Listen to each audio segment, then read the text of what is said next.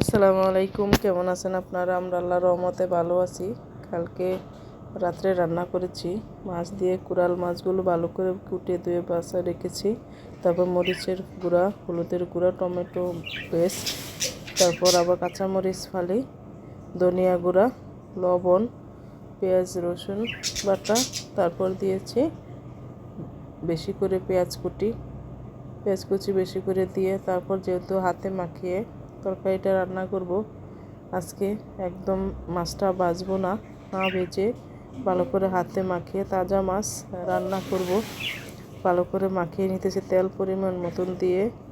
মাখানো হয়ে গেলে অল্প একটু পানি দেব, যেহেতু রাতের রান্না অল্প পরিমাণেই খাওয়া দাওয়া হয়, দুপুরে যা হয় তা না।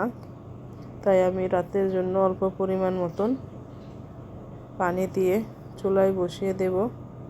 তারপর যেহেতু মাছ একদম তাড়াতাড়ি সিদ্ধ হয়ে যায়, বেশি পানি লাগে না, তাই এগুলো এখন পানি দিয়ে পরিমাণ মতন বসিয়ে দিচ্ছি।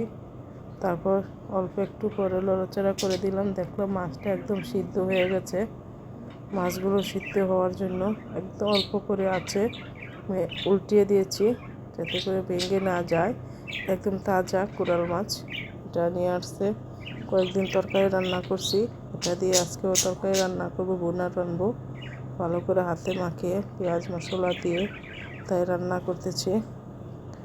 এখন আর মাছটাকে বেশি নড়াচড়া করব না, যেহেতু ভেঙে যাবে, তাই তাজা মাছ ফ্রাই করি নাই। তাই একদম পানি অল্প শুকিয়ে গেছে। তারপর একটু ভাজা জিরার গুঁড়া আমি দিয়ে দিচ্ছি। তাই ভাজা জিরার গুঁড়া দেওয়ার পরে অল্প একটু মিক্স করে দিলাম, যাতে একটু মিশে মশলার সাথে, না মিশলে তরকারিটা ভালো লাগবে না।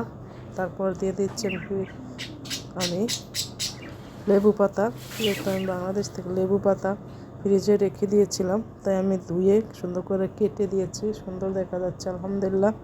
তারপর আবার রান্না করতেছি, ঢেঁড়স দিয়ে আলু দিয়ে মাছ রান্না করতেছি, ঝোল, আলহামদুলিল্লাহ।